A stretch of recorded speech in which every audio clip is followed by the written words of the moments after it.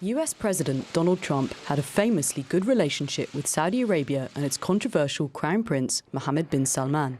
We want to thank you and Saudi Arabia about hundreds of billions of dollars of investments into the United States and jobs, jobs, jobs. The deep economic ties, from weapons sales to the purchase of oil, are worth billions. They precede the Trump presidency and will likely continue. But Biden says he's uncomfortable with Saudi Arabia's human rights record, including the murder of Jamal Khashoggi and the war in Yemen. It's always different when you become president. You cannot go all the way, even though you've been on record about these quote-unquote violations. These are local issues. And the thing is that all of these human rights violations tend to peter out. While it may be difficult to get Saudi to modify their domestic policy on human rights, Biden may have success regarding the war in Yemen. In the case of Yemen, I think this is something that the Gulf countries want Biden to help them exit Yemen.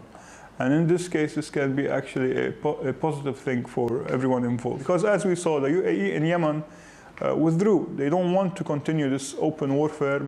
But what might be the most contentious issue for Saudi and their allies, like the UAE and Bahrain, is Biden's approach to Iran. The president-elect said he wants to revisit Obama's nuclear deal.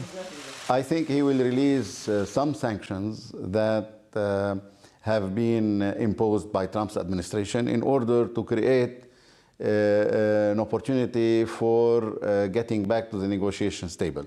The Iranians will not accept to go back to the table with the sanctions. This is what they were saying since the beginning.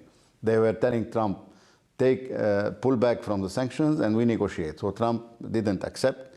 For some, like Kuwait, Oman and Qatar, it would be a relief that Trump's maximum pressure on Iran could come to an end. Potentially changing relationships between the US and the two major regional powers, Iran and Saudi Arabia, will likely have a knock-on effect that will be felt outside the Gulf, across the whole Middle East. Imogen Kimber, TRT World, Beirut.